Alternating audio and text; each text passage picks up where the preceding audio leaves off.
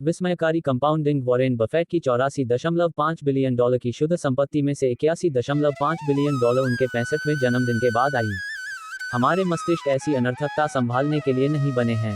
एक क्षेत्र में मिले सबक अक्सर हमें अन्य असंबद्ध क्षेत्रों के बारे में कुछ महत्वपूर्ण पाठ सिखा सकते हैं। अब हिमयुग के अरबों वर्ष के इतिहास को ही लीजिए, और वह हमें अपने धन को बढ़ाने के लिए जो सिखाते हैं। पृथ्वी के बारे में हमारी वैज्ञानिक जानकारी, जितना आप सोचते हैं, उससे नवीन है। यह जानने के लिए कि धरती कैसे काम करती है, हमें इसकी सतह को गहराई तक खोदना पड़ता है, जो हम कुछ समय पहले तक भी नहीं कर पाए थे। जब हम अपने ग्रह के मूल तत्व भी पता नहीं कर पाए थे, आइजैक न्यूटन ने उससे सैकड़ों साल पहले तारों की गति का अनुमान लगा लिया था। 19वीं शताब्दी में जाकर वैज्ञानिक इस बात से सहमत हुए कि अनेकों बार पृथ्वी पूरी तरह बर्फ से ढकी हुई थी।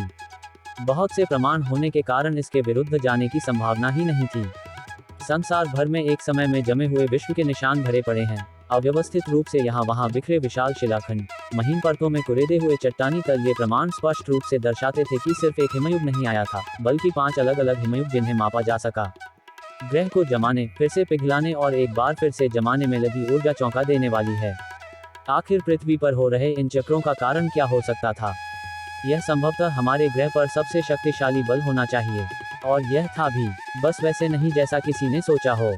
हिमयुग क्यों आया, इस बारे में अनेकों परिकल्पनाएं थीं। उनके महाकाय भूवैज्ञानिक प्रभाव के कारण ये परिकल्पनाएं उतनी ही भव्य भी थीं। ऐसा माना जा रहा था कि पर्वत श्रृंखलाओं के उठने से पृथ्वी की हवाओं में आए बदलाव ने जलवायु को भी बदला होगा। कुछ परिकल्पनाओं ने इस विचार का समर्थन किया कि हिम प्राकृतिक अवस्था है, जो महाकाय ज्वालामुखी विस्फोटों से बाधित हुई, जिसके चलते पृथ्वी का तापमान बढ़ गया। लेकिन इनमें से कोई भी परिकल्पना हिमयुग के चक्रों का वर्णन नहीं कर पाई। पर्वत श्रृंखलाओं की उत्पत्ति या कोई बड़ा ज्वालामुखी विस्फोट किसी एक हिमयुग का कारण हो सकते हैं। इससे 5 हिमयुगों की चक्रीय पुनरावृत्ति को नहीं समझाया जा सकता था। 20वीं सदी के आरंभिक वर्षों में मिलुटिन मिलानकोविक नामक एक सर्बियन वैज्ञानिक ने अन्य ग्रहों की स्थिति के सापेक्ष पृथ्वी की स्थिति का अध्ययन किया और हिमयुग संबंधी एक परिकल्पना सामने रखी, जो अब हम जानते हैं कि सही है। सूरज और चांद का गुरुत्वाकर्षण बल पृथ्वी के गमन को हल्के से प्रभावित करता है और सूरज की ओर झुका देता है। इस चक्र के हिस्सों के दौरान, जो दसियों हजारों वर्षों तक चल सकता है, पृथ्वी के प्रत्येक गोलार्ध को नियमित रूप से थोड़ा अधिक या थोड़ा कम सौर्य विकिरण मिलता है। प्रत्येक गोलार्ध को नियमित रूप से थोड़ा अधिक या थोड़ा कम सौर्य विकिरण मिलता है। और यहाँ यह और दिलचस्प हो जाता है। मिलानकोविक की परिकल्पना ने आरंभ में यह माना कि पृथ्वी के गोलार्धों के झुकाव ने ऐसी कठोर शीत ऋतु को जन्म दिया जिसके कारण यह ग्रह बर्फ में परिवर्तित हो गया। लेकिन व्लादिमीर कोपेन नाम के एक रूसी अंतरिक्ष विज्ञान शास्त्री ने मिलानकोविक के शोध का गहराई से अध्ययन किया और एक अद्भुत सूक्ष्म भेद खोज निकाला। मध्यम रूप से ठंडी ग्रीष्म ऋतु बर्फीली अपराधी थी, न कि ठंडी शीत ऋतु। यह तब शुरू होता है जब कोई ग्रीष्म ऋतु इतनी गर्म नहीं हो पाती कि पिछली शीत ऋतु की बर्फ पिघला सके। बची हुई बर्फ का आधार आने वाली शीत ऋतु में बर्फ का जमना और आसान कर देता है, जो अगली ग्रीष्म ऋतु में बर्फ के जमे रहने की संभावना बढ़ा देता है और फिर से आने वाली शीत ऋतु में अधिक जमाव का कारण बनता है। शाश्वत बर्फ अधिक सौर्य किरणों को प्रतिबिंबित करती है, जिससे ठंडक बढ़ती है, फिर और अधिक हिमपात होता है, और यह चलता रहता है। कुछ सैकड़ों वर्षों के अंतराल में यह मौसमी बर्फ बढ़कर महाद्वीपीय बर्फ की चादर में परिवर्तित हो जाती है, और इस तरह यह रोमांचक शुरुआत हो जाती है। विपरीत दिशा में भी ठीक ऐसा ही होता है। एक कक्षीय झुकाव, जो अधिक सूरज की रोशनी आने दे, शीतकालीन बर्फ को अधिक पिघलाता है, जिससे आने वाले वर्षों में कम सौर्य किरणें प्रतिबिंबित होती हैं। फिर तापमान बढ़ता है, जिससे अगले वर्ष हिमपात में कमी आती है, इत्यादि। इस प्रकार यह चक्र चलता है। यहाँ अद्भुत बात यह है कि किस प्रकार परिस्थितियों में अपेक्षाकृत छोटे परिवर्तनों से कुछ इतना बड़ा विकसित हो सकता है। शुरुआत होती है किसी ठंडी ग्रीष्म ऋतु की बची बर्फ की एक महीन परत के साथ, जिस पर कोई ध्यान भी नहीं देगा, और फिर भूगर्भीय रूप से पलक झपकते ही पूरी पृथ्वी कई मील मोटी बर्फ की सतह से अड़क जाती है। जैसा कि ग्लेशियोलॉजिस्ट ड्वेन स्कूल्स कहते हैं, बर्फ की मात्रा जिससे बर्फ की चादर बनती है वह इतनी जरूरी नहीं जितना यह तथ्य कि बर्फ कितनी भी कम हो, वह बनी रहती है।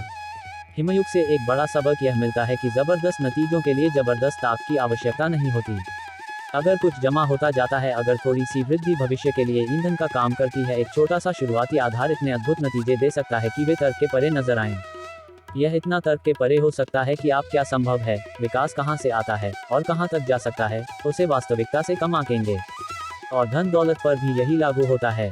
वॉरेन बफेट ने अपनी संपत्ति कैसे निर्मित की, इस पर 2000 से भी अधिक किताबें लिखी जा चुकी हैं। उनमें से कई बेहतरीन हैं, लेकिन ऐसी बस कुछ ही हैं जो इस तथ्य पर पर्याप्त ध्यान देती हैं। बफेट की संपत्ति सिर्फ उनके एक अच्छा निवेशक होने के कारण नहीं है, बल्कि लगभग बचपन से ही अच्छा निवेशक होने के कारण है। मेरे इस किताब को लिखने के समय वॉरेन बफेट की शुद्ध संपत्ति $84.5 बिलियन है। उसमें से लगभग $84.2 बिलियन 50वें जन्मदिन के बाद पूंजित हुई और $81.5 बिलियन लगभग 65 की उम्र में सामाजिक सुरक्षा की योग्यता प्राप्त करने के बाद आई। वॉरेन बफेट एक असाधारण निवेशक हैं, लेकिन अगर आप उनकी सारी सफलता को निवेश कुशाग्रता से जोड़ते हैं तो आप एक मुख्य बिंदु को छोड़ देंगे। उनकी सफलता की वास्तविक कुंजी यह है कि वे एक शताब्दी के 3/4 भाग तक एक असाधारण निवेशक रहे हैं। अगर उन्होंने 30 की उम्र में निवेश आरंभ किया होता और 60 की उम्र में सेवानिवृत्त हो गए होते, शायद ही किसी ने उनका नाम कभी सुना होता। एक छोटे से विचार परीक्षण पर नजर डालिए। बफेट ने 10 वर्ष की उम्र में गंभीर रूप से निवेश शुरू कर दिया था। 30 की उम्र तक पहुंचने तक उनकी शुद्ध संपत्ति 1 मिलियन थी, या $9.3 मिलियन मुद्रास्फीति से समायोजित होने के बाद युवावस्था। लेकिन अगर वे कोई सामान्य व्यक्ति होते जिसने अपनी किशोरावस्था और दुनिया घूमते हुए अपनी अभिलाषा ढूंढते हुए बिताई होती, और 30 की उम्र में उनकी शुद्ध संपत्ति, मान लीजिए 25,000 होती, और मान लेते हैं कि वे फिर भी असाधारण वार्षिक निवेश प्रतिफल कमाने में सक्षम रहते जो उन्होंने उत्पन्न किया है 22% प्रतिवर्ष, लेकिन 60 की उम्र में निवेश करना छोड़ देते, जिससे गोल्फ खेल सकें और अपने नाती पोतों के साथ समय बिता सके। आज उनकी शुद्ध संपत्ति का मोटा अनुमान कितना होता? 84.5 बिलियन तो नहीं, 11.9 मिलियन। उनकी वास्तविक शुद्ध संपत्ति से 99.9% कम। प्रभावी रूप से वॉरेन बफेट की वित्तीय सफलता को उस वित्तीय आधार से जोड़ा जा सकता है जो उन्होंने अपनी किशोरावस्था में बनाया, और वह दीर्घायु जिसे अपनी वृद्धावस्था में कायम रखा। में निवेश उनका कौशल है, लेकिन उनका राज समय है। कंपाउंडिंग ऐसे ही काम करती है। अब इसे अलग तरह से देखिए। बफेट अब तक के सबसे धनी निवेशक हैं, लेकिन वास्तव में वे सबसे महान नहीं हैं, कम से कम जब औसत वार्षिक प्रतिफल से मापा जाए। हेज फंड रिनेसांस टेक्नोलॉजीज के प्रमुख जिम साइमंस ने 1988 से लेकर 66% प्रतिवर्ष की दर से धन की कंपाउंडिंग की है। कोई भी इस रिकॉर्ड के निकट भी नहीं पहुंच सकता। और जैसा कि हमने अभी देखा, बफेट ने लगभग 22% प्रतिवर्ष की दर से कंपाउंडिंग की है, उसका बस 1/3। साइमंस की शुद्ध संपत्ति इस किताब को लिखने के समय 21 बिलियन है। वे और मैं जानता हूं कि यह कितना हास्यास्पद सुनाई पड़ता है जब हम इन आंकड़ों पर नजर डालें तो बफेट से 75% कम धनी है। अगर साइमंस इतने अच्छे निवेशक हैं, तो फिर यह अंतर क्यों? क्योंकि साइमंस से 50 वर्ष की उम्र तक निवेश आरंभ नहीं किया था। बफेट की तुलना में उनके पास कंपाउंडिंग के लिए आधे से भी कम वर्ष थे। अगर जेम्स साइमंस ने बफेट की तरह 70 वर्ष की अवधि तक 66% की दर से वार्षिक प्रतिफल कमाया होता, तो उनकी संपत्ति, दिल थाम कर सुनिए, 63 Quintillion 900 quadrillion 781 trillion 780 billion 748 million और $160,000 होती। ये आंकड़े हास्यास्पद और अव्यवहारिक दिखाई पड़ते हैं। बात असल में यह है कि वृद्धि अनुमान में छोटे लगने वाले बदलाव हास्यास्पद और अव्यवहारिक आंकड़ों को जन्म दे। अनुमान में छोटे लगने वाले बदलाव हास्यास्पद और अव्यवहारिक आंकड़ों को जन्म दे सकते हैं। इसलिए जब हम यह समझने की कोशिश कर रहे हों कि कुछ भी इतना शक्तिशाली कैसे बना जितना वह है, हिमयुग क्यों बना, या फिर वॉरेन बफेट इतने धनी क्यों हैं, हम अक्सर सफलता की मुख्य कुंजी को अनदेखा कर देते हैं। मैंने लोगों को कई बार कहते सुना है कि जब उन्होंने पहली बार चक्रवृद्धि ब्याज तालिका देखी, या फिर ऐसी कोई कहानी कि अगर उन्होंने 30 की उम्र के बजाय 20 की उम्र में बचत शुरू की होती, तो सेवानिवृत्ति के लिए उनके पास कितनी राशि होती। इसने उनका जीवन बदल दिया। लेकिन संभवतः इसने उनका जीवन नहीं बदला। इसने अगर कुछ किया तो वह यह कि उन्हें आश्चर्य में डाल दिया, क्योंकि नतीजे सहज रूप से सही नहीं लगे। रैखिक सोच घातीय सोच की तुलना में काफी सहजज्ञ होती है। IBM ने 1950 के दशक में 3.5 मेगाबाइट की हार्ड ड्राइव बनाई। 1960 के दशक में यह संख्या कुछ दर्जन मेगाबाइट तक पहुंच गई। 1970 के दशक के अंत तक IBM विंचेस्टर की ड्राइव 70 मेगाबाइट की थी। इसके बाद ड्राइव का आकार घातीय रूप से छोटा होता गया और स्टोरेज बढ़ता गया। 1990 के दशक की शुरुआत में एक आम कंप्यूटर 200-500 मेगाबाइट का होता था, और फिर धम मानो विस्फोट हो गया। 1999 एप्पल का iMac 6 गीगाबाइट की हार्ड ड्राइव के साथ आया। 2003 पावर मैक में 120 गीगाबाइट। 2006 नए iMac में 250 गीगाबाइट। 2011-2014 टेट्राबाइट की पहली हार्ड ड्राइव। 2017-2018 टेट्राबाइट की हार्ड ड्राइव। 2019-2020 टेट्राबाइट की हार्ड ड्राइव। अब इस सब को साथ रख कर देखिए, 1950 से 1990 के बीच हमने 296 मेगाबाइट प्राप्त की। 1990 से लेकर अब तक हमने 100 मिलियन मेगाबाइट प्राप्त की है।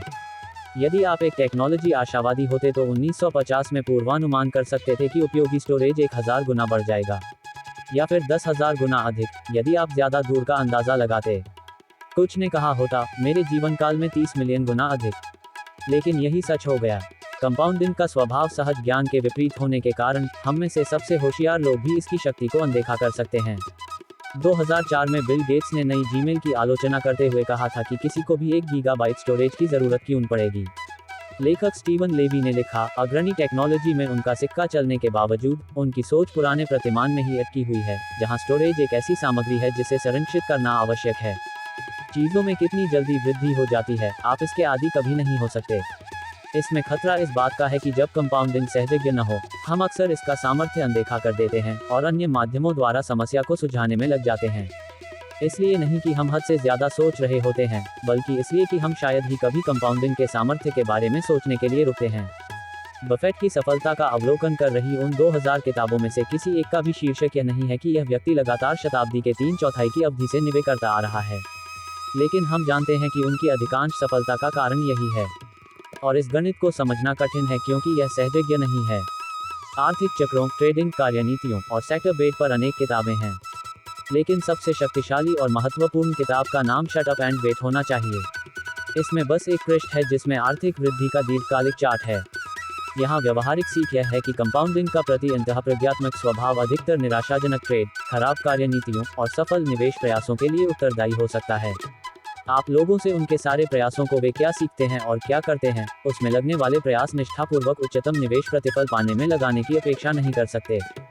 सहज ज्ञान के अनुसार यह अमीर बनने का सर्वश्रेष्ठ उपाय प्रतीत होता है लेकिन अच्छे निवेश का आशय आवश्यक रूप से मात्र उच्चतम प्रतिफल कमाने से नहीं है, क्योंकि उच्चतम प्रतिफल अक्सर एक बार ही सिद्ध होते हैं जो दोहराए नहीं जा सकते। इसका मतलब अच्छे प्रतिफल कमाने से है जिन्हें आप बरकरार रख सकें और जो एक लंबे समय तक दोहराए जा सकें। तभी कंपाउंडिंग अपार रूप से बढ़ती है। इसके विपरीत ऊंचे प्रतिफल जिन्हें बरकरार न रखा जा सके अक्सर दुखद कहानियों का रूप ले लेते हैं। उन कहानियों को सुनाने के लिए हमें अगले अध्याय की आवश्यकता होगी।